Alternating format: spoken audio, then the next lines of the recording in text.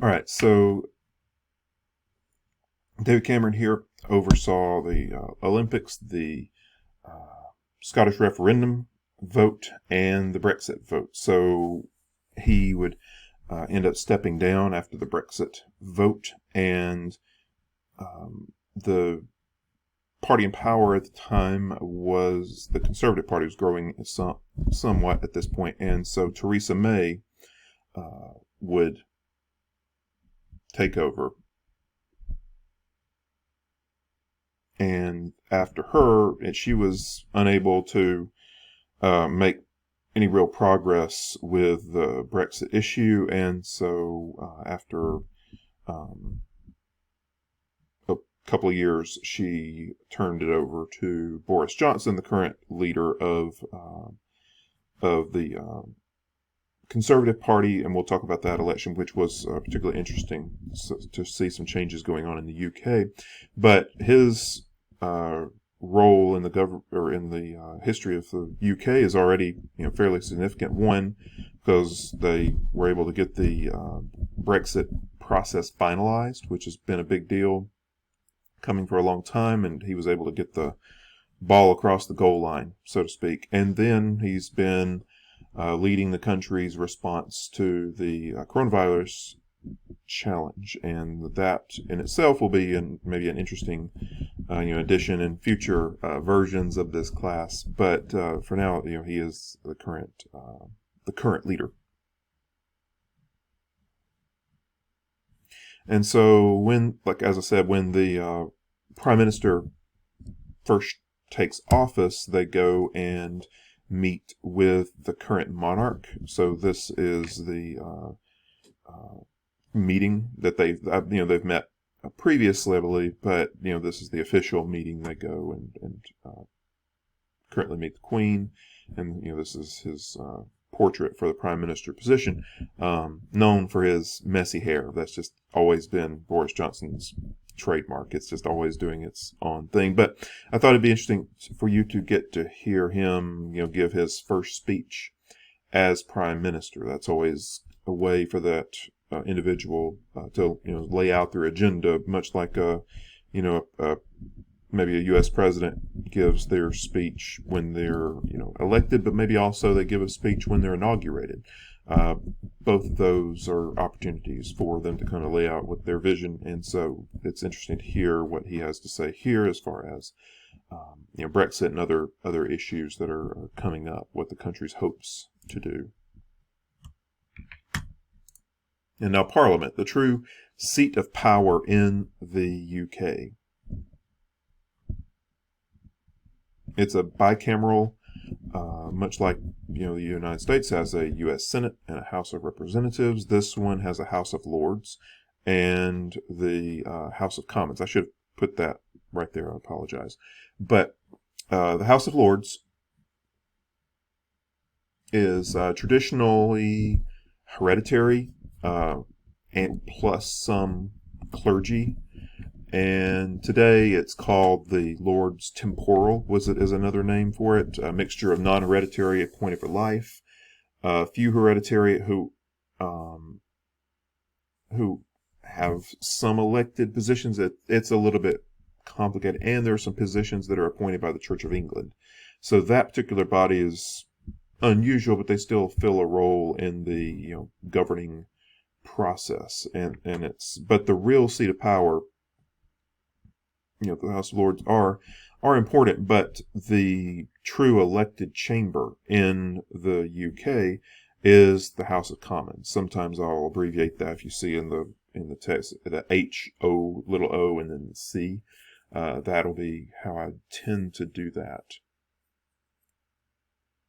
This is the group that is elected by the British people, and it's very, very, local. Like they have very, people tend to know who their representative is a bit more than they do in the U.S. in this case, and it's just an interesting body. They're very tightly packed. If you look at the U.S. House of Representatives, they have these leisurely, looks like first class airline seating. You've got lots of space around you.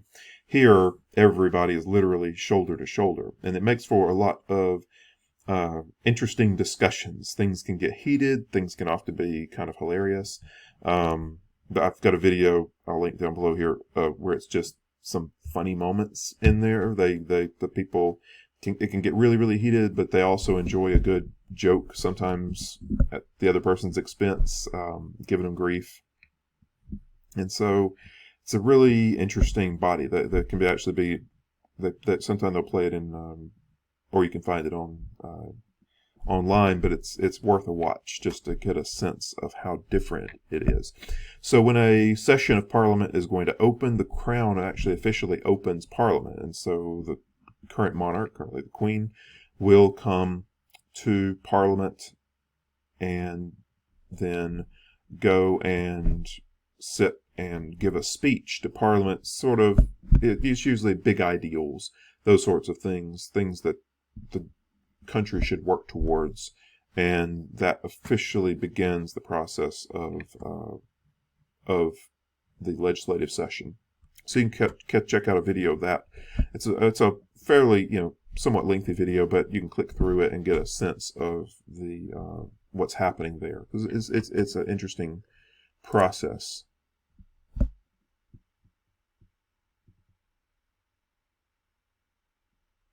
So I'll make sure I cover what I'm going to tell you here.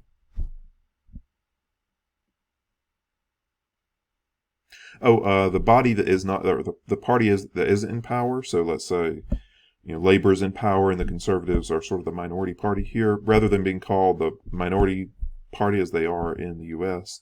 In the UK, they're called the loyal opposition, because in centuries past, being in opposition would have been treasonous, and now it's called the loyal opposition because you can be opposing each other within the legislative body, but still be on the same team generally, as far as trying to work for the betterment of the UK. That's how they style that at the moment.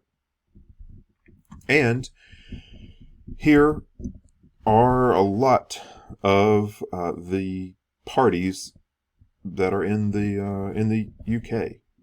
So in the US, you get Democrats, Republicans, and a few independents that really don't accomplish a whole lot as far as a party, if you want to think of them as such.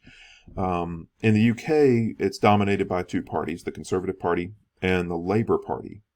But you still do see a significant number of representatives from other parts, specifically either a particular issue.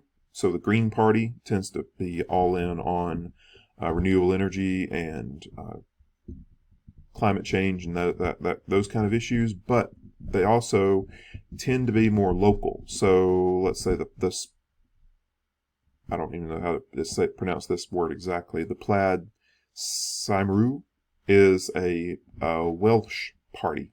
And so when you look at maps, you'll actually see a different color in election maps. You'll see a different color in that part of Wales for a good portion of it, because that particular area went for, representatives who are focused on Welsh issues. Or the SNP, Scottish National Party, you'll see a good portion of Scotland voting for SNP candidates who are separate from... Now, these groups can ally with each other on certain issues. So sometimes to get deals done in Parliament, you'll see the Labour Party allying with the SNP on certain issues, or they'll break apart on certain issues. And it's a lot more fluid and give and take than it is in the U.S.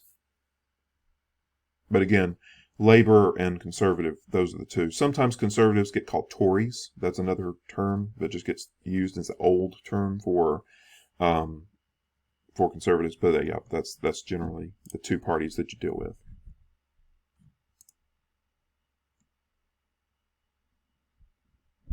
All right, a couple of fairly recent, in the last half century recent political shifts that were worth you knowing about. One of those is Margaret Thatcher. So Margaret Thatcher served primarily during the 80s, when there was a conservative resurgence in the country, and she became a very long-serving prime minister. Some prime ministers don't get a whole lot of time in office because political winds shift, but she was able to, build a coalition that kept her in there for 3 consecutive terms, which is the longest of the 20th century. Controversial figure, but very influential. She was prime minister from 1979 to 1990, so right, the full length of the 80s there.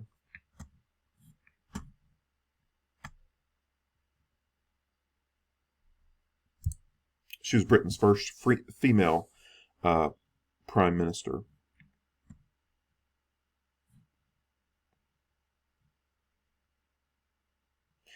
But her focus really was campaigning on independence of the individual from the power of the state. So the UK had been for so long pushing towards this social system that was built with NHS and all those things we talked about previously, and even the nationalization of a lot of industries. And that had gone a long way in one direction. And so a lot of times in my classes, I'll say, history tends to be a pendulum going back and forth. And so it pushed so far in one direction that there was a sense of a need to pull it back. And so Thatcher led her government to pull back on a lot of those issues. Now, they didn't dismantle the NHS or anything like that, but there was more privatization, and there was, pushbacks on how much, on costs and things like that. Just a lot of issues that would have, been reining in cost and government overreach. Those are the biggest issues. So privatization, reducing the cost of the welfare state, reducing the power of trade unions was another one. People tended to use the term Thatcherism. That was the big, that became sort of she became so influential that an ism was named after her, which is, you've made it in the world if you have an ism after your name. She styled it, though, as concern for the individual. Like, that was the primary focus, was that the individual should be the focus rather than the state.